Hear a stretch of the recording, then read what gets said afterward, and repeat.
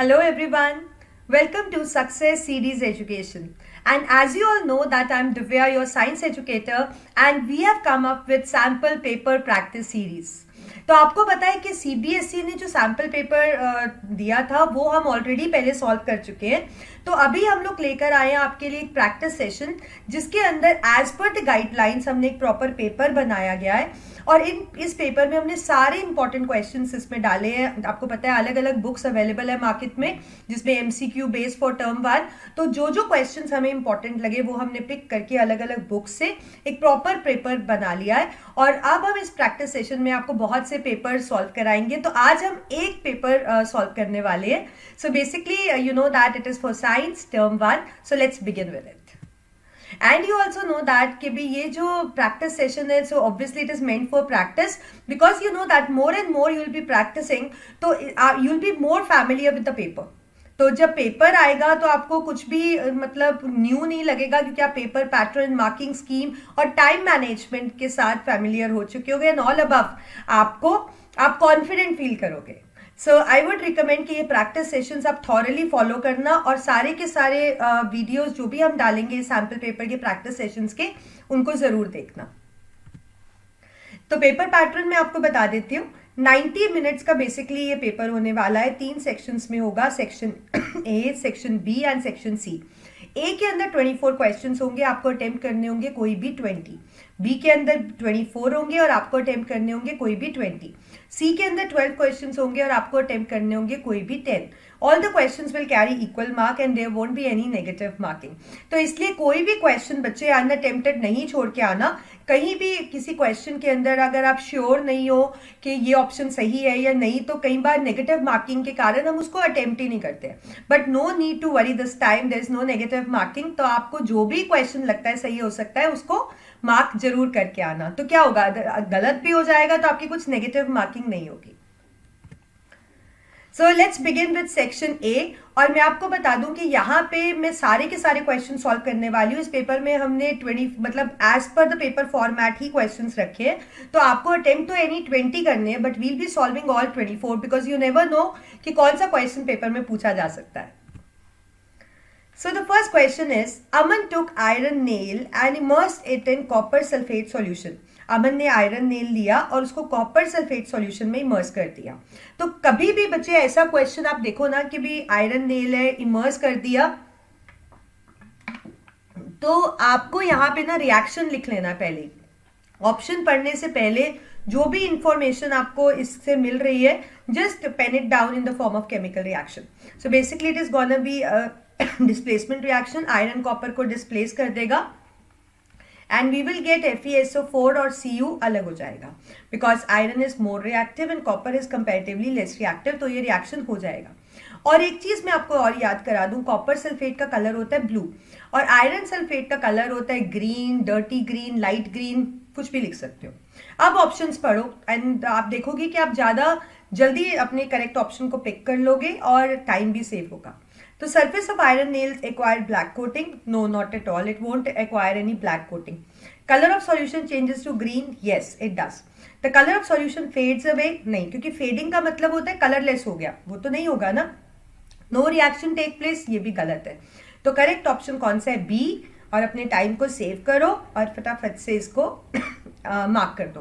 तो एक सजेशन मैं आपको देना चाहूंगी कि कभी भी कोई रिएक्शन होता है तो उसका रिएक्शन लिखो, अपना टाइम ऑप्शंस पे वेस्ट मत करो बल्कि क्वेश्चन को पढ़कर जो भी नॉलेज आप इसकी रिकॉल कर सकते हो उसमें अपना टाइम लगाओ। Next question is identify the gas evolve in following experiment. ये एक एक्सपेरिमेंट है, आपको बताना है गैस कौन सी इवॉल्व हुई है। तो रिएक्टेंट्स यहां से पिक करो, Zn और HCl। Zn प्लस HCl again uh displacement reaction, zinc hydrogen से ज्यादा रिएक्टिव है, रिएक्शन हो जाएगा और गैस रिलीज होगी हाइड्रोजन। तो ऑप्शंस में टाइम ना वेस्ट करते हुए करेक्ट ऑप्शन को मार्क करते हैं। So A would be the right answer. Next question, एक फ्लो चार्ट दिया है और फ्लो चार्ट को कैसे करते हो आप? फ्लो चार्ट को पहले रिएक्शन की फॉर्म में लिख लो। यू हैव मेटल कार्बोनेट और आप इसको रिएक्ट कर रहे हो डाइल्यूट HCl के साथ। क्या बनेगा? वो दिया है मेटल सॉल्ट और साथ में गैस। अब पूछा गया है कौन सा कॉम्बिनेशन करेक्ट है। कॉम्बिनेशन में मेटल कार्बोनेट की मतलब अलग अलग मेटल्स दिए हैं और आपको बताना है रिएक्शन गैस इवॉल्व होगा कि नहीं। अब गैस इवॉल्व होगा या नहीं वो डिपेंड करता है रिएक्शन होगा कि नहीं। सो विदाउट वेस्टिंग टाइम जल्दी से रिएक्शन कर लेते हैं। कॉपर रिएक्ट नहीं करेगा। I am sorry, you have to bear with me today, मेरा थोड़ा सा कफ है मुझे। So Ag with HCl reaction नहीं होगा क्योंकि Ag कम रिएक्टिव है। जिंक विद HCl रिएक्शन होगा और बनेगा ZnCl2 और H2। सोडियम के साथ अगर करें तो भी रिएक्शन होगा क्योंकि सोडियम ज़्यादा रिएक्टिव है and we get NaCl plus H2। तो डेटा के साथ इसको कंपेयर करते हैं। कॉपर में गैस इवॉल्व हो गई, नहीं होगी। सिल्वर में ये ठीक दिया है, जिंक के अंदर होगी, सोडियम का गलत दिया है। तो बेसिकली 2 और 3 सही ऑप्शंस है, तो B would be the right answer. B को इस तरीके से डार्कन कर दो। Next question, which of the following correctly represents a balance chemical equation. कभी भी ऐसा क्वेश्चन आता है बैलेंसिंग पे तो या तो बैलेंस करना आ सकता है और या फिर चेक करना आ सकता है। तो मैं आपको रिकमेंड करूंगी कि जब बच्चे बैलेंसिंग करना आए तो हिट एंड ट्रायल मेथड से करो, और चेक करना आए तो वो तो बहुत इजी होता है क्योंकि उसमें क्या करना होता है आपको कि जो एटम के मोल्स है लेफ्ट हैंड साइड पे उसको राइट हैंड साइड से मैच करना होता है। तो अगर कहीं भी चेक करते समय आपको कोई भी एटम दिख जाए जो बैलेंस नहीं हो तो रिएक्शन को वहीं छोड़ दो, डोंट वेस्ट योर टाइम, वो ऑप्शन गलत ही होगा। देखो मैं बताती हूँ कैसे करते हैं। अब यहाँ पे देखो कॉपर 1 है, यहाँ पे कॉपर 1 है, बैलेंस है, तो हमें अगला एटम चेक करना होगा। 1 H है, 2 H है, बैलेंस नहीं है, रिएक्शन यहीं छोड़ दो, आगे मत पढ़ो उसको। Next we have 1 copper balanced, 4 H balanced, N4 and here we have N4 and 2 6 balance नहीं है, छोड़ दो ये। 1 कॉपर बैलेंस्ड, हाइड्रोजन देख लेते हैं, 4 hydrogen balanced, 4 nitrogen 2 and 2 nitrogen, 4 balanced, oxygen 4 into 3 12, 6 4 10 and 2 12, this is balanced। Last भी देख लेते हैं, 1 कॉपर बैलेंस, 3H 4H, यही छोड़ दो। तो C would be the right answer, so you have to darken it like this। Next question एक graph based question है और शायद ग्राफ कुछ टेढ़ा मेढ़ा दिख रहा है तो आप लोग कंफ्यूज हो जाते हो। सो मैं आपको बताती हूँ कि ये क्वेश्चंस बहुत इजी होते हैं और कैसे करने होते हैं, देखो मेरे साथ। The graph given below have 3 curves, हाँ 3 curves दिख रहे हैं, A B C, yes we can see A B C। Which letter represents the relationship, कौन सा letter represent करता है relationship pH और concentration। तो recall करो pH is basically negative of logarithm of hydrogen ion concentration, यही होता है ना। जिसका ज्यादा pH होता है इसका मतलब उसमें H कम होता है क्योंकि नेगेटिव का साइन है। जिसका लेस pH होता है उसमें हाइड्रोजन ज्यादा होता है बिकॉज वहां पे ये वैल्यू ज़्यादा हो जाती है। तो बेसिकली यहाँ पे आपको रिलेशन है कि ये इन्वर्सली वेरी करता है ना, ये बढ़ेगा तो वो कम तो वो ज़्यादा। तो अब यहाँ पे ABC में से B क्या शो कर रहा है कि वो डायरेक्टली प्रोपोर्शनल है, जो कि गलत है क्योंकि आपको पता है वो इन्वर्सली प्रोपोर्शनल है, तो ये ऑप्शन गलत है। C चेंज ही नहीं दिखा रहा, pH वैल्यू में कंसंट्रेशन कांस्टेंट हो रही है जो कि गलत है। यहाँ pH बढ़ रहा है तो कंसंट्रेशन डिक्रीज हो रही है, which would be right. So the right answer would be the A part, तो A को आप डार्कन कर दोगे इस तरीके से। Next question, in the reaction of hydrogen sulphide with chlorine, hydrogen sulphide with chlorine reaction दिया है, आपको रिएक्शन लिखना नहीं है। Which option in the given table correctly represents the substance oxidised and the reducing agent. तो मैं आपको याद करा दूं, ऑक्सीडेशन होता है एडिशन ऑफ ऑक्सीजन या रिमूवल ऑफ हाइड्रोजन या लॉस ऑफ इलेक्ट्रॉन्स, इसको आप ऑक्सीडेशन कहते हो। और रिडक्शन होता है addition of hydrogen, removal of oxygen and we have gain of electrons. जिसका ऑक्सीडेशन होता है वो रिड्यूसिंग एजेंट होता है और जिसका रिडक्शन होता है वो ऑक्सीडाइजिंग एजेंट होता है। अब यहाँ पे सल्फर से हाइड्रोजन हट रहा है देखो, तो basically removal of hydrogen that means oxidation और ये होगा रिड्यूसिंग एजेंट। यहाँ पे H के Cl के साथ H ऐड हो रहा है, addition of H is reduction, मतलब ये है ऑक्सीडाइजिंग एजेंट। अब पूछा है substance oxidised and reducing agent, जो कि एक ही चीज होती है और वो कौन है, H2S। तो जिस ऑप्शन में दोनों जगह H2S होगा वो आपका करेक्ट आंसर होगा, तो वो है A पार्ट, A को डार्कन कर दो। Next question, the reaction between copper sulphate and hydrogen sulphide can be classified as. तो यहाँ पे रिएक्शन करके देखना पड़ेगा, वर्बली रिएक्शंस मत किया करो। Basically two compounds they will mutually interchange their ion, यही तरीका रिएक्शन होने का, and you will get copper sulphide and H2SO4. So basically the reaction between two compounds in which they interchange their ions mutually, that is a double displacement or double decomposition भी कह सकते हैं. So you have double displacement, so B would be the right answer. क्योंकि displacement एक element और compound में होती है और वो आपको नहीं दिख रहा. Combination element element element compound compound compound में हो सकती है, but product single होता है, but यहाँ product दो दिख रहे हैं, तो ये भी नहीं है. Decomposition में एक reactant होता है जो अपने कॉन्स्टिट्यूएंट्स में टूटता है, यहाँ पे एक रिएक्टेंट नहीं है. तो double displacement is the right answer, और you can call it as double decomposition. Next question, why there is an importance of chemical equation in chemical reaction. Chemical equation का इंपॉर्टेंस क्या है? तो बेसिकली केमिकल रिएक्शन का जो language है, the way to express chemical reaction is a chemical equation. Like if I belong to Punjab, my language is Punjab, so I'll be more comfortable in speaking Punjabi. That is the way I'm communicating or expressing my ideas. So उसी तरीके से chemical reaction अपने आप को express करती है in terms of chemical equation. For example, अगर मैं एक ऐसा लिख दूँ तो इससे आपको बहुत कुछ पता लग रहा है कि इसमें एलिमेंट्स कौन से हैं, फॉर्मूलाज कौन से हैं, उनकी मोल्स कौन से हैं, कौन रिएक्टेंट है, कौन प्रोडक्ट है, तो सब इन्फॉर्मेशन हमें केमिकल इक्वेशन से मिल जाता है. ऑप्शंस देखते हैं. Why there is an importance पूछा है. क्या केमिकल इक्वेशन हमें बताती है सब्सटेंसेस इन्वॉल्व? बिल्कुल, जैसे यहाँ बता रही है carbon oxygen forming carbon dioxide. क्या केमिकल इक्वेशन हमें बताती है atoms and molecules of reactant and product? Yes, जैसे यहाँ बता रहे हैं कि 1 mole of C react with 2 oxygen forming this. So ये भी ठीक है. Uh chemical equation gives information about symbol and formulas. Yes, it makes us familiar with it also, so it is correct. So all of the above is the right answer. So without wasting time you're going to mark the D part. Next question, which of the given option correctly represents the parent acid and the base of sodium acetate? कभी भी ऐसा question आ जाए ना तो सबसे पहले तो step होना चाहिए कि सोडियम एसीटेट का फॉर्मूला लिख लो. सोडियम एसीटेट का फॉर्मूला होता है CH3COONA. अब ये एक सॉल्ट है, तो सॉल्ट बेसिकली कब बनता है? जब एसिड बेस रिएक्ट करते हैं, एसिड H देता है, बेस OH देता है, H और OH मिलके पानी बनाता है, और साथ में जो लेफ्ट ओवर होता है जो कंबाइन करता है वो सॉल्ट बनाता है.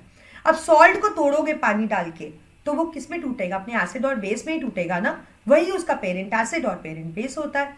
तो जब आप इसको तोड़ोगे तो इसको ऐसे ब्रेक करना है, एक पार्ट के साथ H जिसने H दिया था और एक के साथ OH जिसने OH दिया था. तो बेसिकली पेरेंट एसिड हो जाएगा एसिटिक एसिड और पेरेंट बेस हो जाएगा NaOH. तो ऑप्शन सी करेक्ट ऑप्शन है. Next question, while diluting a concentrated acid, how can one protect himself from the heat generation? अब देखो, कंसंट्रेटेड एसिड वो होता है जिसमें पानी कम होता है. डाइल्यूटिंग का मतलब हम उसमें पानी ऐड करना चाह रहे हैं, ठीक है. तो आप सोचोगे कि एसिड लो, एसिड में पानी डाल दो और वह डाइल्यूट हो जाएगा. इतना आसान नहीं है. अगर इतना आसान होता तो ये क्वेश्चन यहाँ ना होता. तो बेसिकली सबसे पहले तो पता होना चाहिए कि अगर आप एसिड लो और एसिड में पानी डालो तो एसिड और पानी का जो रिएक्शन होता है वो एक्सोथर्मिक होता है, बहुत हीट इवॉल्व होती है और ऐसा करने से एक्सप्लोजन हो जाती है, ठीक है. तो इसलिए रिकमेंड करते हैं कि अगर कंसंट्रेटेड एसिड को डाइल्यूट करना है तो पानी लो, पानी के अंदर एसिड डालो और वो भी ड्रॉप वाइज, और वो भी उसको कॉन्टिन्यूसली स्टिर करते रहो. ऐसा करने से क्या होगा? हीट कम रिलीज होगी और स्टिर करने से हीट यूनिफॉर्मली डिस्ट्रीब्यूट हो जाएगी और रिएक्शन एक्सप्लोजिव नहीं बनेगा. सो वाटर टू एसिड वाले ऑप्शंस तो गलत है और बेस का यहाँ कोई काम नहीं है. तो बचा ए पार्ट. तो ए आपके पास बिल्कुल सही है कि एसिड को ड्रॉप वाइज डालो और कॉन्टिन्यूसली उसको स्टिर करो. Next question, carefully study the diagram of human digestive system जिसका लेबलिंग 1, 2, 3, 4 दिया गया है. You have 1, you have 2, you have 3 and 4. आपको बताना है इनकरेक्ट पेयर. तो सबसे पहले तो आइडेंटिफाई कर लेते हैं. 1 is the spoiled part. आपको पता है ये स्मॉल इंटेस्टाइन है. दिस इज माउथ और we can call it as buccal cavity. This is this leaf like structure 3 part, that is pancreas. और 4th पार्ट है आपका white tube which is large intestine. अब फंक्शंस देखते हैं. Small intestine fat digestion, सही है क्योंकि स्मॉल इंटेस्टाइन में न्यूट्रिएंट सबका ही डाइजेशन होता है. बक्कल कैविटी स्टार्च, करेक्ट, क्योंकि बक्कल कैविटी में स्लाइवरी अमाइलेज सिक्रीट होता है जो स्टार्च पे एक्ट करता है. Pancreas release pancreatic juice for protein, right. Pancreatic juice में जो एंजाइम्स होते हैं ट्रिप्सिन लाइपेज और अमाइलेज, ये उसमें से ट्रिप्सिन प्रोटीन में हेल्प करता है। Large intestine carbohydrate digestion which is incorrect, क्योंकि लार्ज इंटेस्टाइन में कोई डाइजेशन नहीं होता। जब तक फूड लार्ज इंटेस्टाइन में आता है तो स्मॉल इंटेस्टाइन में डाइजेशन ऑलरेडी कंप्लीट हो चुका होता है। सो this is the incorrect pair. Next question, the diagram given below shows the human excretory system. So this is basically your fourth part of life process, excretion में से. So you have kidneys, they are labeled, ureter, and this X is unlabeled. So basically identify and function part of labeled as X. तो आपको पता है X क्या है आपके पास? X is urinary bladder, right? इतना तो easy आपको पता है, हम पहले chapters पढ़ चुके हैं। तो urinary bladder का काम होता है to store urine. It temporarily stores the urine. Excrete urea नहीं, क्योंकि वो किडनी करती है। Produce urea नहीं, to produce urine नहीं, वो भी किडनी में होता है। To store urine is the right answer. तो D को आप इस तरीके से डाकन कर दोगे। Next question, peristaltic movement refers to. अब मैंने जब न्यूट्रिशन चैप्टर आपको पढ़ाया था उसमें मैंने बताया था कि जब हम खाना खाते हैं तो ऐसा नहीं कि खाना ईसोफेगस में गया सीधा और यहाँ से निकल गया स्टमक में आ गया, नहीं। जब ईसोफेगस में खाना आता है तो उसमें एक रिदमिक ऐसे मूवमेंट होती है, कॉन्ट्रैक्शन रिलैक्सेशन होती रहती है उसके पार्ट्स में, और फूड जैसे यहाँ कॉन्ट्रैक्ट हुआ तो नीचे पार्ट में आ गया, इस तरीके से मूव करता है और स्टमक में पहुंच जाता है। सो बेसिकली पेरिस्टालिटिक मूवमेंट होती है या पेरिस्टालिसिस होता है rhythmic contraction relaxation of muscular wall. कोई पार्ट जिसमें मस्कुलर वॉल हो वो रिदमिक ऐसे कॉन्ट्रैक्ट करे, रिलैक्स करे, that is the peristaltic movement. तो यहाँ पे contraction and expansion of lungs, heart नहीं है, मूवमेंट ऑफ ब्लड भी नहीं है, contraction and expansion of walls of food pipe is the right answer. So C would be the right answer. Next question, it is from your part 3 of life process, that is transportation. Given below shows a human circulatory system, yes we can see it. Labeling 1 to 4, again we can see it, we have these labels.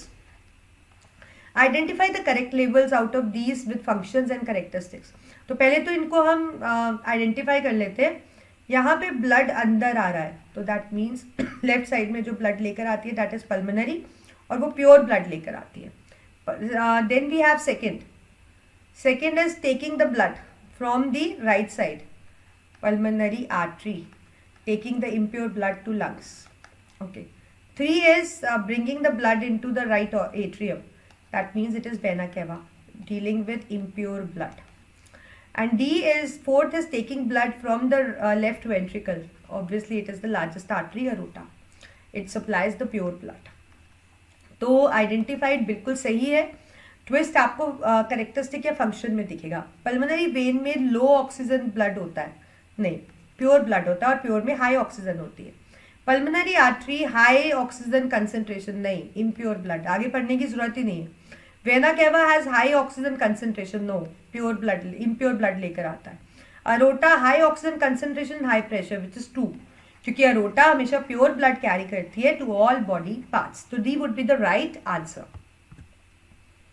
Next question, this is from your excretory system part 4 of life process. In the figure given below, the structures associated with human kidneys are marked X, Y, Z. Identify करते हैं पहले। Vena cava से जो vessel निकल रही है, this is X. Vena cava is related to veins, so basically kidney के साथ वेन, रीनल वेन, तो X है आपके पास रीनल वेन। अरोटा से Y, that means artery, Y would be the renal artery. And Z, that is the one which is emerging out from the kidney, which is the ureter. Okay, तो हमें क्या बताना है, the relative concentration of urea किसके अंदर ज्यादा है, urea that is the nitrogen space, urea किसमें ज्यादा है, X is sometimes higher than Y, Y is always higher than Z, Y is always lower than Z, and X is sometimes lower than X. X कभी ज्यादा नहीं होता Y से, Y higher नहीं होता जेड से, वाई लोअर होता है जेड से, क्योंकि वाई क्या है आपको पता है, जो रीनल आर्टरी है वो इम्प्योर ब्लड लाती है किडनी में और वेन प्योर ब्लड ले जाती है, और यूरेटर ऑब्वियसली यूरिन जिसमें बहुत यूरिया होता है वो लेकर जाता है। So Y is always lower than Z, right. So basically C would be the right answer in this case. Next question, you have it from your second part of life process. As you can see, the human respiratory system. Again, we have 4 parts labeled A, B, C or D. करना क्या है पढ़ लेते हैं। Column 1 को correlate करते हुए column 2 के साथ मैच करना है उसकी कैरेक्टरिस्टिक्स और फंक्शंस को। तो सबसे पहले आइडेंटिफाई किया करो। A is trachea, you can see it is windpipe. B is this part, that is pharynx, protruding portion मतलब larynx के ऊपर pharynx. C is the thin branches, that is bronchioles, and D is the base of chest cavity, dome shape, that is diaphragm. So let's see. A है आपका trachea. So A matches with 2 क्योंकि A के अंदर rings होते हैं, कार्टिलेजस rings, जो उसको collapse नहीं करने देते, जो उसको स्टिफ रखते हैं, जबकि उसमें एयर नहीं होती। B matches with B is the pharynx. It matches with the common pathway for air and food. बिल्कुल सही है। एयर और फूड दोनों से ही कॉमन पाथवे है ये। 4. C matches with bronchioles. They are present inside the lungs और branch like से भी हमें पता लग रहा है। C with 1. So we are left with D. Obviously D will match with 3. सही भी है क्योंकि diaphragm forms the base of the cavity. So the answer is 2, 4, 1, 3. And the option is option B. So like this, you can be very quick with your answers. Next question. In an experiment, the image of distant object formed by concave mirror is obtained on the screen. The focal length of mirror is the distance between. आपको बोला है कि कोई distant object है, उसका image concave mirror पे जो बन रहा था वो screen पे obtain किया गया है। तो focal length mirror की कैसे पता लगेगी, क्या distance है? Basically जो focal length होगी, that is gonna be a distance between the mirror and the screen. क्योंकि image screen पे बनी है तो it would be the distance between mirror and the screen. Option B would be right. It is the distance between mirror and the screen. Next we have, which of the following ray diagram is correct for the ray of light incident on the lens? Basically it is based on the rules to obtain image from the convex lens. Rules पे याद करा दूँ आपको, जो ray parallel आती है principal axis की incident ray वो फोकस से पास करती है, और जो रे फोकस से आती है वो पैरेलल हो जाती है, और जो रे ऑप्टिकल सेंटर से आती है वो स्ट्रेट चली जाती है। अब यहाँ पे देखो फोकस से आई पैरेलल हो गई, सही है। ये पार्ट ये भी गलत है, ये भी गलत है, ये भी गलत है। सो दैट मीन्स ए हमारा सही आंसर है जो ए पार्ट में ही है।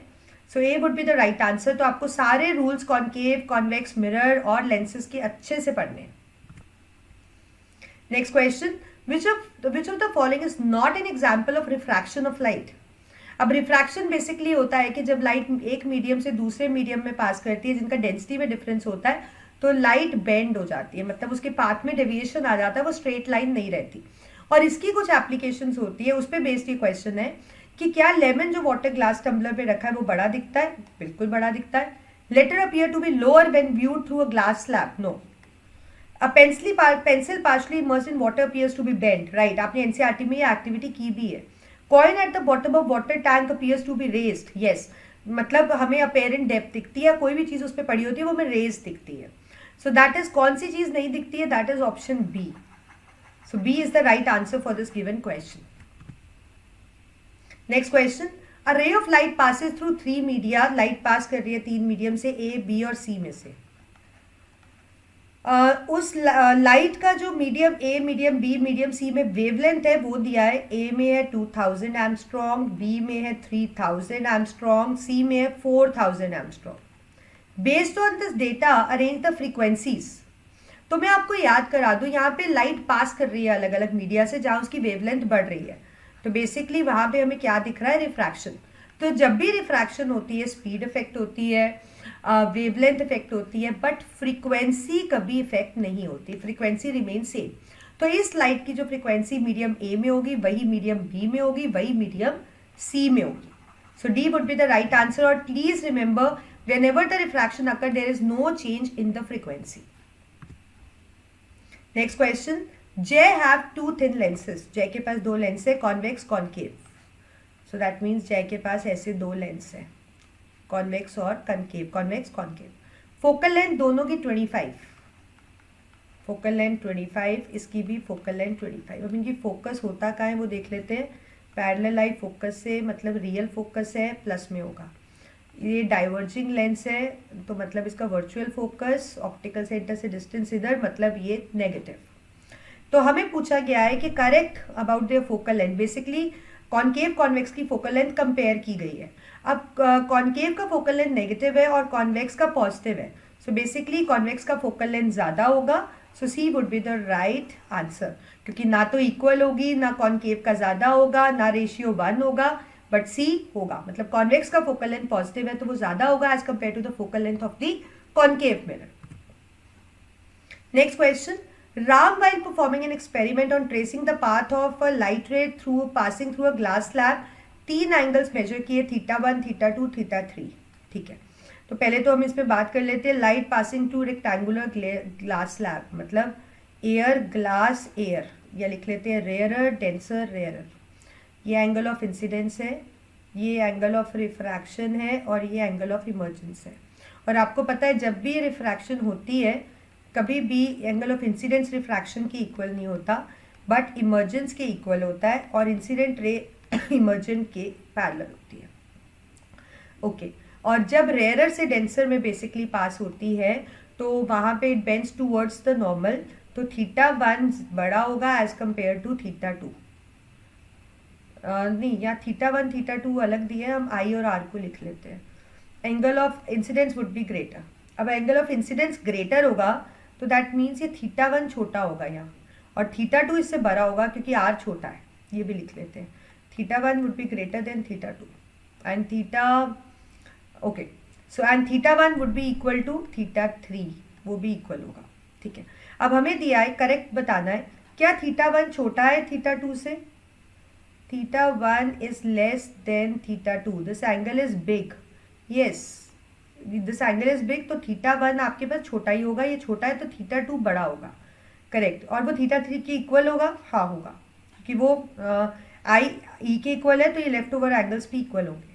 θ2 इज इक्वल टू θ3, नहीं ये इक्वल नहीं हो सकता क्योंकि वो रिफ्रैक्टेड रे है और वो इमर्जेंट रे है। Sum of angle θ1 and θ2 equal to θ3, no. θ3 क्या ग्रेटर है? नहीं।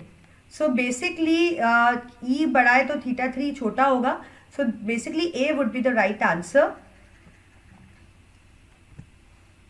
Next question. A ray of light incident on a prism is refracted as shown. Prism दिए और refraction prism से दिखाई है। The correct path of light, तो मैं आपको याद करा दूं, प्रिज्म में इस तरीके से अगर इंसिडेंट लाइट आ रही है, ये इस तरीके से बेस की तरफ इमर्जेंट रे बेंड होती है। अब यहाँ पे अगर आप देखो तो सिर्फ 4th ऑप्शन करेक्ट है, so that means C is correct, क्योंकि ना ऐसा होगा ना ऐसा ना ऐसा ऑब्जर्व होगा। सो जो रिफ्रैक्शन होती है प्रिज्म से that would be option C, तो दैट मीन्स सी को आप मार्कन कर दोगे क्योंकि 4th पार्ट सही है। Next question. The Earth atmosphere consists of layers of varying density. Yes, it consists because कुछ लेयर में टेम्परेचर ज़्यादा होता है और कुछ लेयर्स का टेम्परेचर लो होता है। अब जिन टेम्परेचर जहाँ पे हाई होता है, मतलब वहाँ के पार्टिकल्स दूर दूर होते हैं, डेंसिटी पर यूनिट वॉल्यूम कम होता है और वो लेयर रेयरर होगी, और जहाँ टेम्परेचर लो मतलब ठंडा होगा वहाँ पे पार्टिकल्स क्लोजर होंगे and it will act as denser. और एटमोस्फेयर में डिफरेंट डेंसिटीज की लेयर्स होती है। So the air layer of atmosphere whose temperature is less than the other layer. Temperature less मतलब low मतलब ठंडी मतलब particles pass, मतलब it would behave as an optical denser. So it would be option B. It will be optically denser. So with this we have completed the section A of this sample paper. So let's quickly begin with section B now. Now let's quickly begin with section B of this sample paper, practice paper. So the first question is Zn plus H2O steam forming A plus B. तो मैं आपको याद करा दूं कि हमारे पास zinc metal है और जिंक के अलावा और भी मेटल्स होते हैं जो स्टीम के साथ रिएक्ट करते हैं, एंड बेसिकली वो होते हैं आयरन, एल्यूमिनियम और जिंक, जो कि स्टीम के साथ रिएक्ट करते हैं। और स्टीम के साथ ये रिएक्ट करके बनाता है iron Fe3O4 plus H2, aluminium बनाता है Al2O3 प्लस H2, जिंक बनाता है ZnO प्लस H2। ठीक है, तो यहाँ पे A and B that means metal oxides होने वाली हैं, और जिंक है तो जिंक ऑक्साइड, और B आपके पास होगा H2। तो आपको दिया है कि identify the correct option from the given table which represents the type of reaction and gas evolved. मतलब आपको बताना है कि टाइप ऑफ रिएक्शन कौन सा है और गैस कौन सी इवॉल्व हुई है। तो डिस्प्लेसमेंट रिएक्शन यहाँ दिया गया है और गैस इवॉल्व के बारे में बताया गया है। तो ए ऑप्शन में इधर टिक है, इधर क्रॉस है, बी में इधर क्रॉस है, इधर टिक है, सी में इधर टिक है, मतलब डिस्प्लेसमेंट है और गैस इवॉल्व भी है, और डी में दोनों में क्रॉसेस है। अब इस क्वेश्चन में आपको पता है कि जिंक बेसिकली हाइड्रोजन को डिस्प्लेस कर रहा है, और क्यों डिस्प्लेस कर पा रहा है, क्योंकि जो जिंक है that is more reactive than hydrogen. और वो कैसे पता लगा, क्योंकि वो रिएक्टिविटी सीरीज में जैसे आप लिखोगे रिएक्टिविटी सीरीज में हाइड्रोजन से पहले आता है। तो आपके पास ऐसे ही होता है लेड और फिर होता है हाइड्रोजन। तो जिंक पहले आता है, मतलब ये मोर रिएक्टिव है हाइड्रोजन से, और हाइड्रोजन लेस रिएक्टिव है, और इसलिए जिंक इसको डिस्प्लेस कर सकता है। तो डेफिनेटली ये डिस्प्लेसमेंट रिएक्शन है। तो दैट मीन्स बी और डी ऑप्शन को तो हम कंसिडर करेंगे ही नहीं, क्योंकि वहां क्रॉसेस लगे हुए हैं। अब गैस इवॉल्व मैंने आपको बताया डिस्प्लेस होगा, तो obviously H will get reduce and it will be liberated as H2 because it is a diatomic gas. तो मतलब गैस इवॉल्व होती है। तो हमारे ए और सी ऑप्शन में से सी ऑप्शन करेक्ट है, क्योंकि यहाँ पे दोनों ही टिक दिए हैं। So that means C would be the right answer. So इस तरीके से आपको बेसिक चीज को याद कर रिकॉल करते हुए फिर डेटा के साथ कंपेयर करना है, एंड यू नो आप इस तरह से आंसर्स कॉन्फिडेंटली मार्क कर पाओगे और आपको पक्का पता रहेगा कि ये आंसर आपका बिल्कुल सही है। Next question, the graph given below depicted a record of pH value of rain in different years. तो ये ग्राफ है जिसमें pH value versus different years में जो रेन का pH रहा है वो एक ग्राफ की फॉर्म में दिया है। आपको बताना है कि कंसंट्रेशन ऑफ हाइड्रोजन मिनिमम कहाँ पे है। तो ऐसे क्वेश्चंस को बच्चे बेसिकली आप देखकर डर जाते हो कि हमने ईयर्स के हिसाब से तो पढ़ा नहीं है, बट बेसिकली ये कॉन्सेप्ट से रिलेटेड ही होता है। तो आप ऐसे क्वेश्चंस को पढ़ने के बाद कॉन्सेप्ट को रिकॉल किया करो। तो pH is basically minus of logarithm of या negative of logarithm of hydrogen ion concentration. मतलब अगर pH ज्यादा होगा तो हाइड्रोजन आयन का कंसंट्रेशन लेसर होगा, अगर pH लेस होगा तो हाइड्रोजन आयन का कंसंट्रेशन हायर होगा या मोर होगा।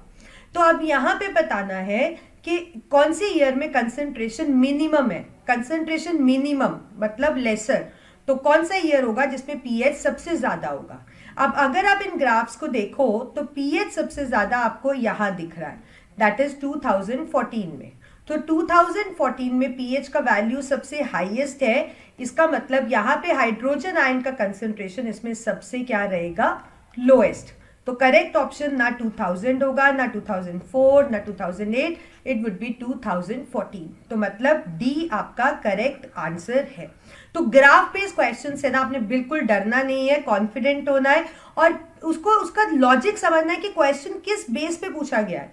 बेसिक चीज से ही कहीं ना कहीं क्वेश्चन रिलेटेड होता है, ठीक है। तो you have to be active in you know in thinking the logic. Next question, 4 students were asked by their teacher to arrange the setups 1 to 4 as given below. 4 students को उनके teacher ने कहा कि ऐसे सेटअप्स लगाओ। तो setup 1, 2, 3, 4। 1 के अंदर आप देख सकते हो Na2CO3 और HCl लिख देती हूं मैं यहाँ। वी हैव Na2CO3 और HCl। यहाँ पे जिंक प्लस NaOH, यहाँ पे जिंक प्लस HCl, और यहाँ है Na2CO3 प्लस NaOH। अब कहाँ पे क्या रिएक्शन होगा पहले कर लेते हैं। डबल डिकम्पोजिशन होगा, NaCl बनेगा और वीक एसिड H2CO3 भी लिख सकते हो या उसको H2CO2 भी लिख सकते हो। यहाँ पे सोडियम जिंकेट बनेगा and along with that we'll get H2। यहाँ पे zinc chloride plus we'll get H2, और यहाँ रिएक्शन होगा ही नहीं क्योंकि ये दोनों Na है, तो डिस्प्लेस होने के बाद भी सेम रिएक्टेंट ही रहने वाले। अब पूछा क्या था यहाँ, what is the reason for the different behaviour in test tube 4। Test tube 4 में हमें एक अलग सा बिहेवियर दिख रहा है, और वो क्या कारण है। क्या वहाँ न्यूट्रलाइजेशन हो रही है, नहीं, वहां तो रिएक्शन ही नहीं हो रही है। प्रेसिपिटेशन हो रही है, नहीं। Na2CO3 does not react with dilute NH, true.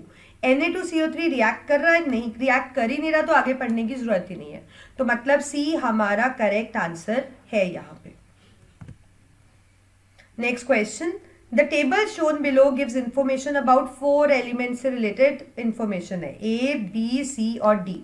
Electronic configuration दिया है 282, 287, 286 और 283।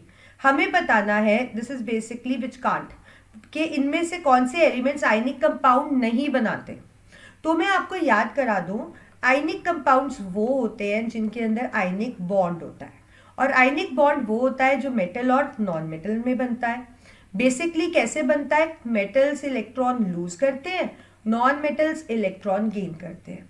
मेटल्स लूज करके इलेक्ट्रोपॉजिटिव बन जाते हैं और नॉन मेटल गेन करके इलेक्ट्रोनेगेटिव, ये कंबाइन करते हैं और ये आयनिक बॉन्ड आ जाता है। ठीक है, तो इनमें से कौन आयनिक बॉन्ड नहीं बना सकता, वो कौन होगा, जहां पे भी मेटल और नॉन मेटल का कॉम्बिनेशन नहीं हो रहा ना, वो नहीं बना सकते, क्योंकि ये बॉन्ड मेटल और मेटल के बीच में नहीं बनता, नॉन मेटल और नॉन मेटल के बीच में भी नहीं बनता। अब ऑप्शंस देखते हैं, A and B, A 282, B 287, 2 आ रहा है लास्ट में, मतलब ये मेटल है, क्योंकि मेटल्स वो होते हैं जिनके आउटरमोस्ट शेल में 1, 2 या 3 बैलेंस इलेक्ट्रॉन हो।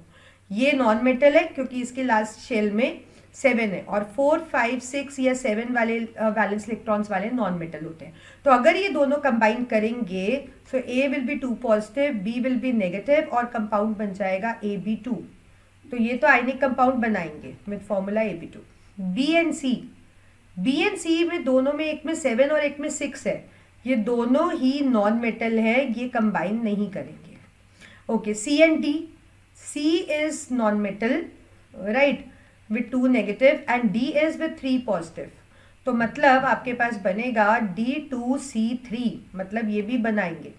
A and C, A is a metal and C is a non-metal, again they will form, you will have A2 positive और C आपके पास है 2 negative, तो AC will be the bond। तो that means कौन नहीं बनाएगा, B and C, which is B option। So B is the correct answer। Next question, Sunita observed that the yellow stain of curry on a white shirt, white shirt पे करी का stand लग गया है, और आपको पता है करी येलो होती है, बहुत येलो होती है, क्यों, क्योंकि उसमें बहुत टर्मरिक, हल्दी डलती है बहुत ज़्यादा। ओके, तो शर्ट पे वो स्टेन लग गया, तो येलो स्टेन हो गया हल्दी करके। It remain unchanged when it is dipped with vinegar, हमने उसको विनेगर में डाला, उसमें कोई फर्क नहीं आया, बट वो रेडिश ब्राउन हो गया जब उसको सोप के साथ वॉश किया। तो क्या कारण होगा, तो मैं आपको बता दूं, टर्मरिक एक इंडिकेटर होता है। टर्मरिक क्या होता है, एक इंडिकेटर। जब हम उसको एक एसिड के साथ ट्रीट करते हैं, इंडिकेटर्स तो पता है ना आपके, जिनके कलर में या फ्रेग्रेंस में चेंज आता है जब हम उनको एसिड या बेस के साथ ट्रीट करते हैं। तो अगर आप इंडिकेटर को एसिड के साथ ट्रीट करते हो तो टर्मरिक का कलर येलो ही रहता है, उसमें कोई चेंज नहीं आता। बट जब आप टर्मरिक को बेस के साथ ट्रीट करते हो तो वो रेडिश ब्राउन हो जाता है, येलो से रेड हो जाता है बेसिकली। तो क्यों वो रेडिश ब्राउन हो गया, क्योंकि सोप बेसिक है, बिल्कुल soap is basic in nature. क्या सोप एसिडिक है, नहीं। टर्मरिक एक नेचुरल इंडिकेटर है, सही है, जो अपना कलर बेस के साथ रेड बनाता है, ट्रू। टर्मरिक एक इंडिकेटर है जो कलर एसिड के साथ रेड बनाता है, फॉल्स। तो करेक्ट ऑब्जर्वेशन बतानी है आपको, वो ऑब्जर्वेशन कौन से करेक्ट है, 1 और 3। So B would be the right answer. So you have to be thorough with the indicators और उनके कैसे कैसे कलर और फ्रेग्रेंस बदलती है। नेक्स्ट क्वेश्चन, 4 स्टूडेंट्स 1, 2, 3, 4, 4 बच्चों ने एग्जामिन किया changes for blue and red litmus paper strip, dilute HCl solution A और डाइल्यूट NaOH जो कि सॉल्यूशन B था, और उन्होंने अपनी ऑब्जर्वेशन स्टूडेंट्स ने ऐसे टैबुलेटेड फॉर्म में दी। डैश का मतलब है कि वहाँ कलर चेंज नहीं हुआ। तो बेसिकली मैं आपको ये बता दूं, पहले तो जो लिटमस है उसका ओरिजिनल कलर होता है पर्पल, बट जब हम लैब में यूज करते हैं so we use it as red and blue litmus. तो अगर मैं एसिड की बात करूं तो एसिड का इफेक्ट क्या रहता है, asset turns blue litmus red, लेकिन अगर आप रेड लिटमस के साथ ट्रीट करोगे तो कोई इफेक्ट नहीं होता। और ऐसी बेसिस की बात करूं, basis turn red litmus blue, और अगर आप इसको ब्लू लिटमस के साथ ही रखो तो उस पर कोई फर्क नहीं पड़ता। अब यहाँ पे 1 स्टूडेंट ने क्या किया कि ब्लू के साथ कोई इफेक्ट नहीं, बी में रेड लिटमस कोई इफेक्ट नहीं, और यहाँ blue, which is incorrect. 2 blue litmus acid ने रेड कर दिया और बेस का कोई इफेक्ट नहीं है, और रेड लिटमस पे का एसिड पे कोई इफेक्ट नहीं है और बेस ने ब्लू कर दिया, ओके, विच इज 2। यहाँ पे ब्लू लिटमस रेड हो गया एसिड से, विच इज करेक्ट, और ब्लू लिटमस बेस के साथ भी रेड हो गया, विच इज इनकरेक्ट, आगे पढ़ने की जरूरत ही नहीं है। ब्लू लिटमस एसिड के साथ ब्लू ईरा, जो कि गलत है क्योंकि एसिड तो उसको रेड करते हैं। तो यहाँ सिर्फ सेकेंड टेबल जो है वो करेक्ट है। सो सिर्फ जो स्टूडेंट था, ओनली द सेकेंड वन, उसने हमें correct observation the. So D would be the right answer. Next question, we have reason assertions. So we have a question where assertion says the following chemical equation 2C6H6 plus 7 by 2O2 gives us 4CO2 plus 3H2O is a balanced chemical equation. आपको एक assertion दिया है, आपको बोला है ये एक balanced equation है, तो देख लेते हैं। 6 into 2 12, this is 4. No, this is not balanced, आगे तो देखने की जरूरत ही नहीं है। रीजन दिया है कि in a balance chemical equation the total number of atoms of each element is equal on both the sides which is true. तो बेसिकली यहाँ पे असर्शन बिल्कुल फॉल्स है क्योंकि ये करेक्ट, ये बैलेंस्ड इक्वेशन नहीं है। बट रीजन बिल्कुल सही है क्योंकि बैलेंसिंग का मतलब होता है कि एटम्स जो लेफ्ट और राइट हैंड साइड वाले हैं वो इक्वल हो। और जब आपके पास असर्शन फॉल्स और रीजन ट्रू हो तो आपको अपना आंसर क्या लिखना होता है? Option D. So D would be the right answer. Next assertion reason, acetic acid which is CH3COOH is a weak acid. हाँ, weak acid होता है जो partially dissociate होता है और ये एक weak acid होता है क्योंकि जब हम acetic acid को पानी के अंदर डालते हैं तो वो पूरा break नहीं होता, this is water sorry, वो partially break होता है, उसमें undissociated ions भी रहते हैं। So this is true that it is weak acid. Acetic acid produce very little OH negative. Acid कभी OH नेगेटिव नहीं करते, बेसिस OH नेगेटिव करते हैं, तो रीजन आपका गलत है। So that means assertion is true but reason is false. So we'll go with option C. Next question, assertion reason. Assertion, exchange of oxygen and carbon dioxide occur between trachea and blood vessels. मतलब oxygen और carbon dioxide का जो exchange होता है वो trachea और blood vessels में होता है, जो कि बिल्कुल इनकरेक्ट है क्योंकि जो एक्सचेंज होता है वो एल्वुलाई और कैपिलरीज के बीच में होता है, ट्रैकिया तो सिर्फ एक पैसेज होता है। Reason, oxygen diffuses into blood vessels, this is true, oxygen ही ब्लड वेसल में जाती है, और carbon dioxide blood vessels diffuses out, yes it is true. तो दैट मीन्स असर्शन फॉल्स है और रीजन ट्रू है। So we'll go with the statement D part, that is option D. Next question, Newton showed that the 7 colored lights of spectrum can be recombined to give back white light. बिल्कुल सही है। अगर आपके पास जैसे एक prism है, आपने white light यहाँ पे पास करी, उस वो कंपोनेंट्स में स्प्लिट हो गई अलग अलग, तो अगर आप इसको इन्वर्टेड प्रिज्म से पास करोगे इस तरीके से तो ये एक व्हाइट लाइट में कन्वर्ट हो जाएगी। So this assertion is true. When a beam of white light is passed through a glass prism, the band of 7 colors is obtained. Again, this is true. So that means assertion भी सही है, reason भी सही है, but reason assertion को explain नहीं कर रहा है। So that means we'll go with option B. B would be the right answer. Next question, which one of the following set of observations will be correct? Tick mark shows reaction is occurring and cross shows reaction नहीं हो रहा। We have metal, zinc, FeCuAl, और यहाँ दिया है solution ZnSO4, FeSO4, CuSO4 और aluminium sulphate. अब ये बेसिकली डिस्प्लेसमेंट रिएक्शन है तो रिएक्टिविटी सीरीज को कंसिडर करना पड़ेगा। लिख लेते हैं, this is the reactivity series, this is zinc, this is tin, this is lead और फिर हाइड्रोजन। तो बेसिकली जो ऊपर आएगा वो ज़्यादा रिएक्टिव होगा और जो नीचे आएगा लेस रिएक्टिव होगा। और अगर मोर रिएक्टिव रिएक्ट कर रहा है सॉल्ट वाले के साथ, तो अगर एलिमेंटल स्टेट वाला ज़्यादा रिएक्टिव है तभी रिएक्शन होगा। तो जिंक ZnSO4 के साथ नहीं करेगा, बिल्कुल सही है, नहीं करेगा। FeSO4 के साथ करेगा, जिंक Fe, हाँ डिस्प्लेस करेगा क्योंकि जिंक ज़्यादा रिएक्टिव है। कॉपर सल्फेट के साथ नहीं करेगा, बिल्कुल करेगा क्योंकि जिंक ज़्यादा रिएक्टिव है, तो मतलब ये ऑब्जर्वेशन गलत है क्योंकि आपको इसमें करेक्ट ऑब्जर्वेशन ही बतानी है, तो इसको छोड़ दो। आयरन जिंक को डिस्प्लेस करेगा, नहीं करेगा क्योंकि आयरन तो लोअर रिएक्टिव है, तो एक भी ऑब्जर्वेशन गलत है, उसको छोड़ दो। कॉपर जिंक को नहीं करेगा, ट्रू। कॉपर आयरन को करेगा, नहीं, कॉपर तो इनमें से सबसे कम रिएक्टिव है, तो ये भी गलत। We are just left with D और पक्का डी ही सही होने वाला है। एल्यूमिनियम जिंक को डिस्प्लेस कर सकता है क्योंकि एल्यूमिनियम जिंक से ज़्यादा रिएक्टिव है। आयरन को कर सकता है अगेन क्योंकि वो ऊपर आता है, कॉपर सल्फेट को कर सकता है क्योंकि ज़्यादा रिएक्टिव है, और लेकिन एल्यूमिनियम के साथ नहीं करेगा क्योंकि आपकी एल्यूमिनियम दोनों सेम है. So that means correct option आपका फोर्थ पार्ट है. तो डी को आप मार्क कर दोगे इस तरीके से. Next question, the correct sequence of anaerobic reaction in yeast. बिल्कुल सही है. पहले यहाँ बात करते हैं, यीस्ट के अंदर एनारोबिक रिएक्शन या एनारोबिक रेस्पिरेशन ही होती है. और होता क्या है कि जो यीस्ट के अंदर ग्लूकोज है, बेसिकली जो हम कहते हैं फूड, वो साइटोप्लाज्म में, this is an oxygen independent process, उसका ग्लाइकोलिसिस होता है. Means breakdown of glucose into pyruvic acid. Pyruvate या पायरुविक एसिड कुछ भी लिख सकते हो.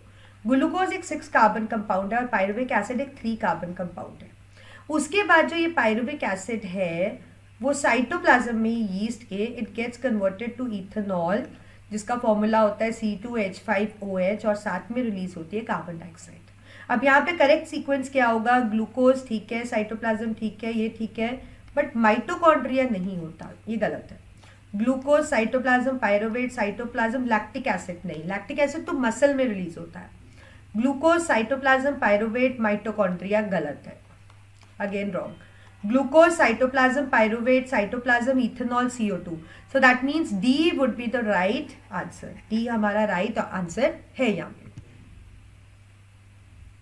Next question. The following changes take place in athlete's body during 100-meter race. मतलब जब 100 मीटर का रेस होता है तो कौन सी एक्टिविटी आपको दिखती है? Increased availability of oxygen to muscles, increased breathing rate, increased CO2 concentration in blood, या increased production of CO2 by muscles. D is the correct answer. The reason being कि जब हम एक्सरसाइज करते हैं तो हमारी मसल्स एनारोबिकली रिस्पायर करती हैं, और आपको पता है एनारोबिक रिस्पायर का मतलब है जो ग्लूकोज है वो साइटोप्लाज्म में oxygen independent process, again called as glycolysis, it breaks into pyruvate या फिर पायरुविक एसिड भी बोल सकते हो. उसके बाद इसको ऑक्सीजन अवेलेबिलिटी कम हो जाती है क्योंकि जब हम एक्सरसाइज करते हैं तो हमारी ऑक्सीजन अवेलेबिलिटी कम होती है, तो उस time it breaks to form release energy in the form of 2 ATPs. We get only 2 ATPs. along with that we get lactic acid. So basically and CO2 also. So that means यहाँ पे ये चीज़ होती है और हमारा जो carbon dioxide का production है वो भी ज़्यादा हो जाता है क्योंकि ज़्यादा से ज़्यादा ग्लूकोज ब्रेकअप करने लगते हैं आपकी एनर्जी रिक्वायरमेंट को फुलफिल करने के लिए. So that is the reason D would be the right answer. Next question, which one of the following statement is incorrect about the human circulatory system? Human circulatory system में कौन सी चीज इसमें जो दी गई है वो नहीं होती? Valves ensure that the blood does not flow backward. Yes, valves are the flap-like structures जो कि आपको पता है AV सेप्टम में होते हैं और उनका काम होता है कि ब्लड जब एक बार पास हो गया ना तो वो वापस ना जाए ब्लड, तो इसलिए वो बंद हो जाते हैं. This is true. Artery is a thin wall to maintain blood pressure. No, artery is a thick wall क्योंकि वो काफी ज्यादा प्रेशर वाला ब्लड कैरी करती है. They are thick walled. So this is incorrect. Normal systolic pressure is 120, yes, and diastolic is 80 mm of mercury, yes, and this is the normal blood pressure of a human being. So this is true.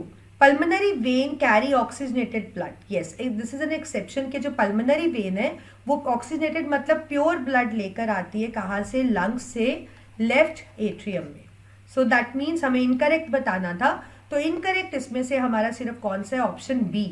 So B would be the right answer. Next question, the power of concave lens of focal length 1 mm. अब आपको यहाँ पे दिया है कि जो हमारे पास concave lens है उसका पावर हमें दे रखा है दैट इट इज 1 mm. तो हमें फाइंड करना है उसका फोकल लेंथ दिया, हमें फाइंड करना है उसका power. So basically power is 1 by focal length in metres.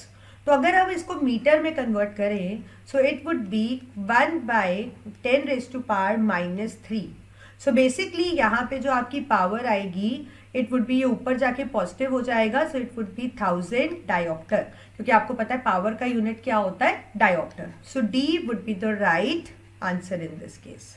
अब ये भी याद रखो अगर आपको सेंटीमीटर्स में दिया होता तो ये फॉर्मूला हम 100/f डायरेक्ट ले लेते, और mm है और mm का भी आप याद रखो 1 mm का जो कन्वर्जन होगा it would be equal to 1 × 10⁻³ metres. अगर आपको यूनिट्स याद रहेंगे तो कभी भी आपसे गलती नहीं होगी. Next question is when a plane mirror is rotated through a certain angle theta, आपके पास प्लेन मिरर है और उसको हम रोटेट कर रहे हैं एक एंगल से, that is theta. The reflected ray turns through a twice और much and the size of image. तो आपको दिया गया है कि जब आपने प्लेन मिरर को रोटेट कर दिया एंगल थीटा से, तो जो रिफ्लेक्टेड रे है वो भी टर्न हो गई ट्वाइस या उससे ज़्यादा, और साइज ऑफ इमेज क्या होगा. तो यहाँ पे साइज ऑफ इमेज पे कोई भी फर्क नहीं पड़ेगा. It is gonna be remain same as that of the object. So that means D would be the right answer in this case. Next question, what is the nature of food in the stomach, what is done for the pancreatic enzymes to act. तो stomach के अंदर आपको पता है कि gastric juices होते हैं, और गैस्ट्रिक जूसेस में मेन जूस होता है पेप्सिन, जो कि प्रोटीन्स पे एक्ट करता है और उसको कन्वर्ट करता है पेप्टोन्स में, proteins to peptones. But pepsin काम करता है एसिडिक मीडियम में. So prior to pepsin HCl is secreted to provide the acidic medium and also to kill microorganisms. But HCl एक एसिड है, अगर हमारे स्टमक वॉल पे उस पे टच होगा या उसके साथ रिएक्ट करेगा तो उसमें इन्फ्लामेशन, अल्सर्स हो सकते हैं. So prior to HCl mucus is secreted which lines the inner stomach wall. So basically जो स्टमक है उसके अंदर एसिडिक मीडियम होता है, क्योंकि पेप्सिन नहीं तो काम नहीं कर पाता. But for pancreatic enzymes are, you know, the amylase, we have trypsin and we have lipase. इनके लिए जो मीडियम चाहिए that is provided by the bicarbonate ion secreted by liver, और लेकिन यहाँ पे जो मीडियम चाहिए that is alkaline, नहीं तो ये फंक्शन नहीं करते. So basically acidic is incorrect, acidic and alkaline is true, this is incorrect क्योंकि स्टमक में alkaline नहीं होता. So B would be the right answer in this case. Next question. During anaerobic alcoholic fermentation by yeast, alcoholic fermentation, I think you remember, अभी भी एक question हमने किया था कि glucose gets converted into pyruvate, and then pyruvate it occurs in cytoplasm, it also occurs in cytoplasm, and we get ethanol, and along with that we get CO2. तो आपको पूछा है अल्कोहल बनती कहाँ है, यीस्ट के वैक्यूल में, yeast के माइटोकॉन्ड्रिया में, यीस्ट के बाहर या यीस्ट के अंदर. तो आपको पता है साइटोप्लाज्म में बनती है बेसिकली, लेकिन यहाँ साइटोप्लाज्म मेंशन नहीं है. So we'll go with option D, that it is formed within the yeast cell. Next question, refractive index, basically it is from your refraction chapter. ठीक है, refractive index of ethanol is 1.36. तो आपको दिया है कि जो ethanol है उसका रिफ्रैक्टिव इंडेक्स है 1.36, और कहा जाता है that it is known that benzene is denser then it, मतलब बेंजीन इससे डेंसर है. ओके, तो रिफ्रैक्टिव इंडेक्स बेंजीन का क्या होगा. अब ऐसे क्वेश्चंस जब आते हैं तो आप सोचते हो कि हमने तो वैल्यूज लर्न ही नहीं की है, बट बच्चे यह वैल्यूज लर्न करने का मतलब रोल नहीं है. Basically you have to be very catchy. तो आपको पता है अगर कोई चीज़ डेंसर है तो इसका मतलब है कि उसमें स्पीड स्लो है. स्पीड स्लो का मतलब उसमें जो रिफ्रैक्टिव इंडेक्स है उसका वैल्यू क्या है, हाई. अब अगर वो इथेनॉल से ज़्यादा डेंसर है तो ऑब्वियसली उसका वैल्यू 1.36 से ज़्यादा होगा. अब 1.34 इससे छोटा वैल्यू है, तो ये तो नहीं हो सकता, ना 1.24 ना 1.34. तो वैल्यू ज़्यादा वाला ऑप्शन सिर्फ डी वाला है, दैट इज़ 1.50, और आपको दिया भी गया है कि वो ज़्यादा डेंसर है. सो दैट मीन्स उसका वैल्यू उससे ज़्यादा है. तो ये चीज़ आपको यहाँ पे पिक करनी थी और अपना सही आंसर ढूंढना था. Next question, you have a रे डायग्राम, और यहाँ दिया गया है कॉन्केव मिरर है. Above mirror has a focal length 10 centimetre. तो इसका जो फोकल लेंथ है वो है 10 सेंटीमीटर. कॉन्केव मिरर है, आपको पता है इसका जो फोकल लेंथ है वो इस फोकस है इस साइड है. So basically it would B -10 centimetre. Object is placed at a distance 30 centimetre. Object is placed मतलब ऑब्जेक्ट डिस्टेंस, और आपको पता है ऑब्जेक्ट डिस्टेंस हमेशा क्या होता है, negative. Find the magnification, M हमें फाइंड करना है. अब एम फाइंड करने के लिए आपको पता है एम का फॉर्मूला होता है for mirrors v by you. You है बट v नहीं है, तो हम u, v और f को यूज़ करते हुए, मतलब मिरर फॉर्मूला को यूज़ करते हुए आप पहले फाइंड कर लोगे v. तो ये आपके पास मिरर फॉर्मूला है. 1/v आपको फाइंड करना है, तो आपका फॉर्मूला बन जाएगा 1/f - 1/u. तो 1/v हमें फाइंड करना है, f है -10 और u है आपके पास -30, माइनस माइनस हो जाएगा प्लस, तो it would B this -10 plus 1/30। LCM कितना आएगा? LCM would be obviously it is gonna B 30 only, तो यहाँ आपके पास आ जाएगा -3 + 1। ठीक है, तो जैसे कि आपने यहाँ एलसीएम ले लिया 10, 1, 3 और ये आपका 30 आ गया। सो basically it is gonna be -2/30। इसको रेसिप्रोकेट कर दो तो 30/2 आ गया आपके पास v -15। अब v -15 आ गया तो यहाँ पुट कर देते हैं, मैं इसको थोड़ा सा बॉक्स बना रही हूँ ताकि आप कंफ्यूज ना हो। तो m वुड बी -15 और u दिया है -30, तो माइनस का साइन एक और भी है बाहर, ये मत भूल जाना, नहीं तो आंसर आपका गलत हो जाएगा। तो -1/2 विल बी दी आंसर, और ऑप्शन में -1/2 बिल्कुल दिया है, तो E आपका करेक्ट आंसर होगा। नेक्स्ट क्वेश्चन, 2 रे डायग्राम्स दे रखे हैं और दोनों कॉन्वेक्स लेंस है, और आपको पता है कॉन्वेक्स लेंस कन्वर्जिंग होते हैं और यहाँ पे इनकी कन्वर्जिंग नेचर ही दिखाई गई है, दे कन्वर्ज एट फोकस, और ये भी कन्वर्ज हो रहा है। और आपको पता है फोकस पे जो इमेज बनती है वो रियल इन्वर्टेड होती है ना। Okay, so while studying the given above diagram, Radha ने क्या कंक्लूड किया? The image of the object will be inverted, true, it will be inverted. The point of convergence of parallel beam by convex lens is a focal point, true, because it converge at focus only. The image in cases in B is virtual, no, यहाँ पे आपको already दिया भी है, ये virtual नहीं है, ये एक्चुअल मीट हो रही है, सो it is real inverted, so this is wrong, ये भी ट्रू है। The beam of light incident on the convex lens is not parallel to principal axis, right? Because this is principal axis and these are parallel, but this is not parallel. So again true. तो यहाँ पे जो statement true दी गई है वो हमें बताना है correct statement कौन सी है, और यहाँ पे आप देख सकते हो कि जो हमारी correct statement है वो 1, 2 और 4 है. So that means we'll go with option C. So option C would be the right answer in this case. Next question, you have a figure again showing refraction. आपको दिया है ray of light undergoes refraction से, ये medium 1 से medium 2. So let's say this is medium 1, लिखा है medium 2.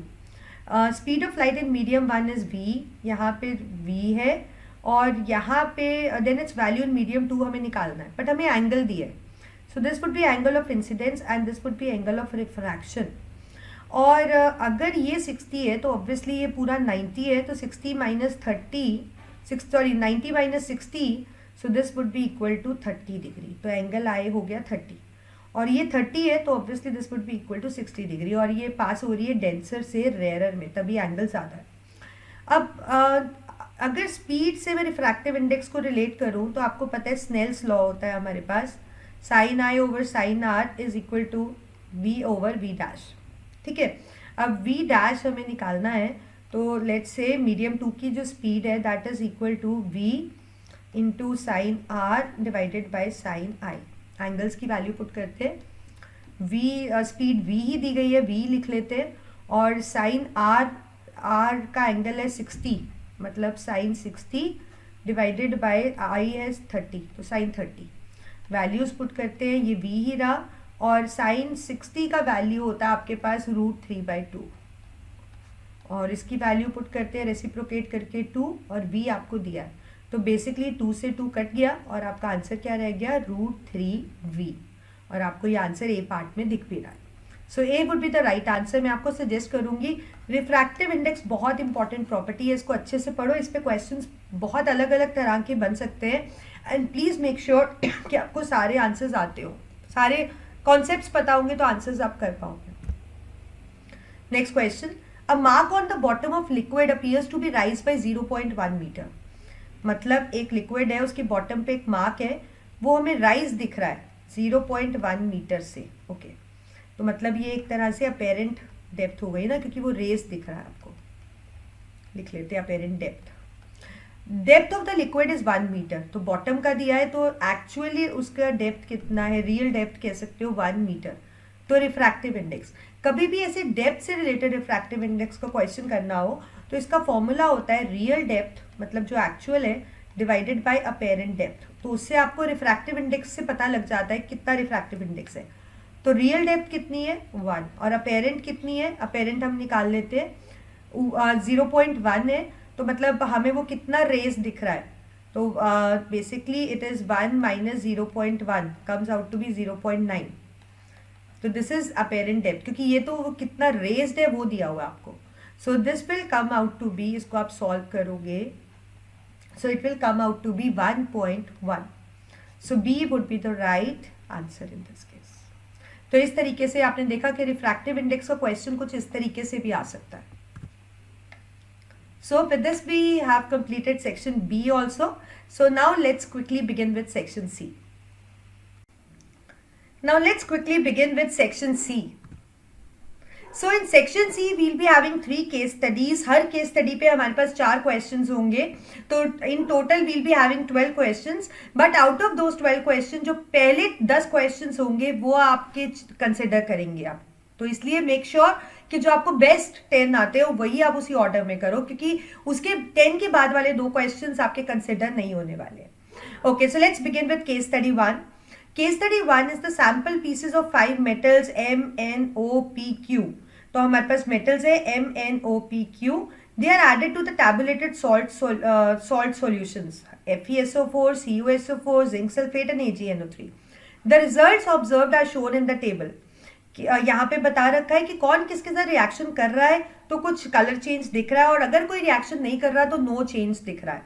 तो इस डेटा को आप पढ़कर भी कर सकते हो और इसको पढ़े बिना भी आप इन क्वेश्चंस को अटेम्प्ट कर सकते हो.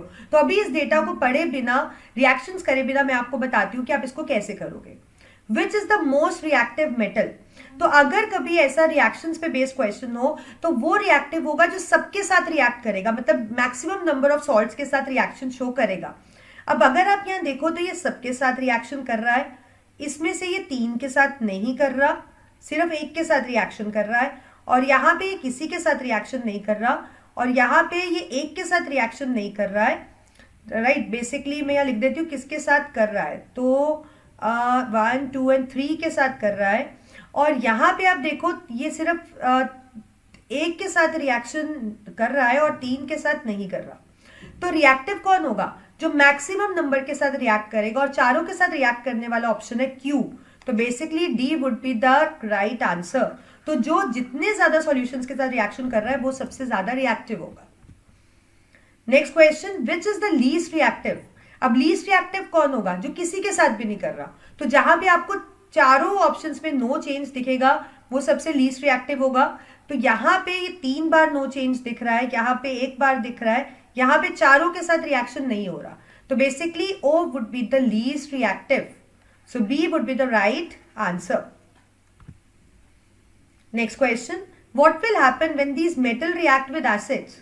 अब कोई भी मेटल एसिड के साथ अगर रिएक्ट करेगा तो आपको पता है वो मेटल सॉल्ट बनाएगा और साथ में रिलीज होगी हाइड्रोजन गैस.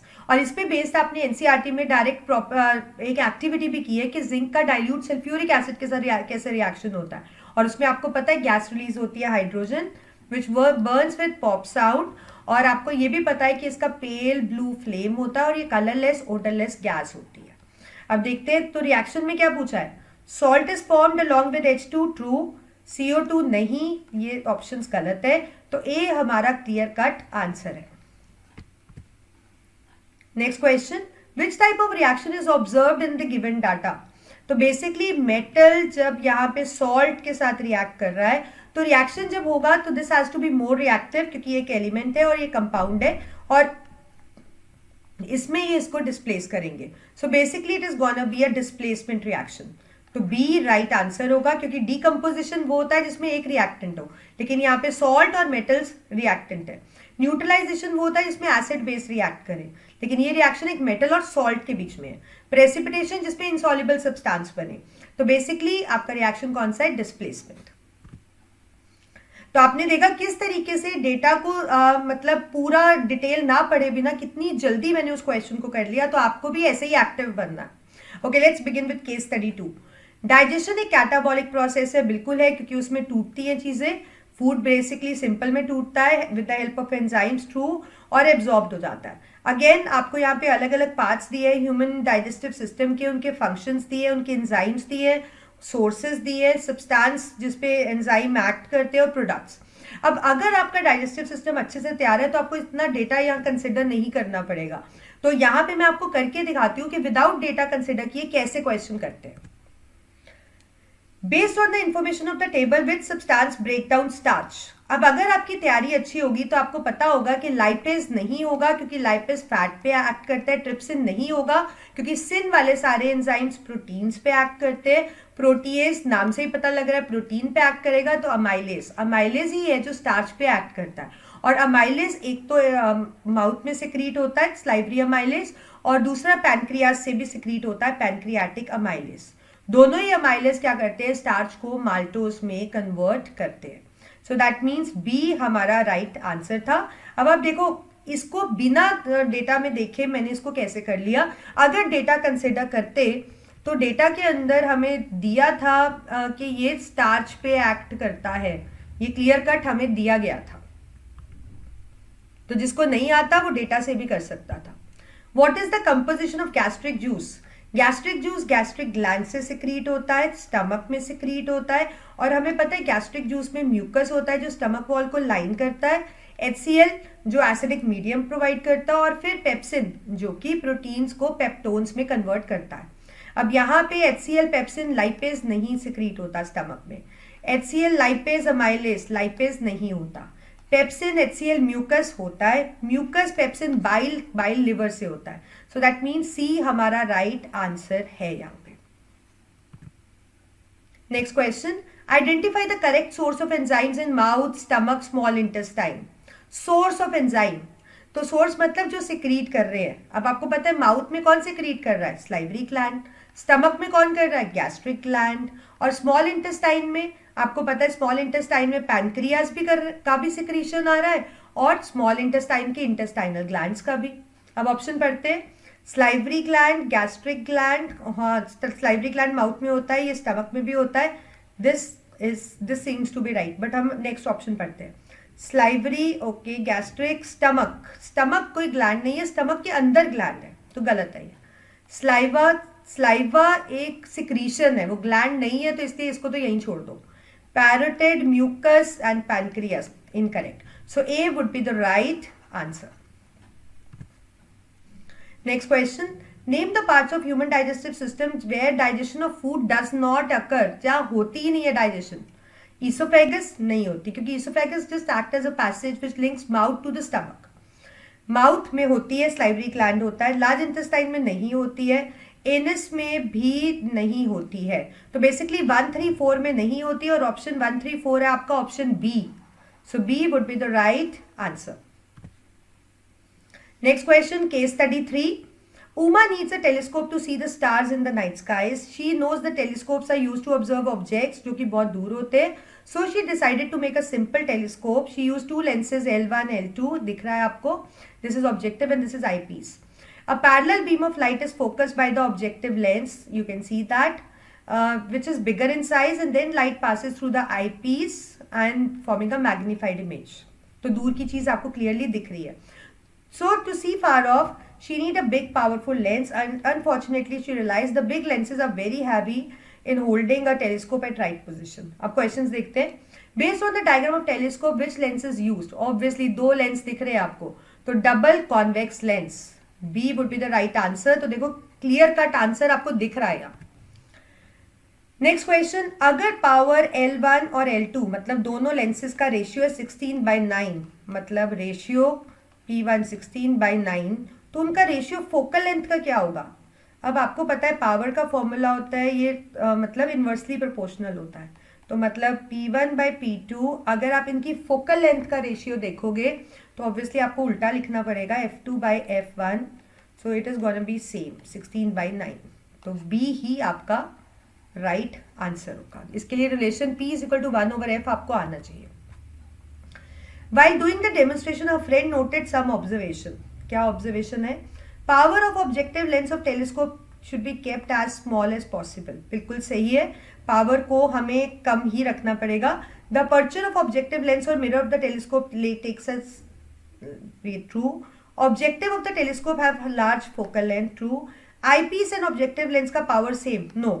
आई पीस का जो है वो आपको पता है कि जो हमारा पावर होगा आई पीस का दैट शुड बी लार्जर, वो हमें लार्जर ही रखना पड़ेगा।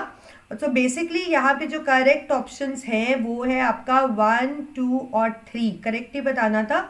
सो A would be the right answer.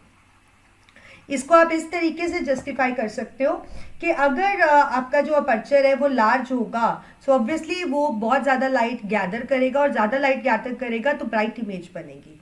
So aperture इसलिए बिग चाहिए आपको, इसमें आपको दूर की चीज़ दिखनी है, और फोकल लेंथ भी इसलिए ज़्यादा चाहिए। तो 1, 2, 3 would be the correct answer.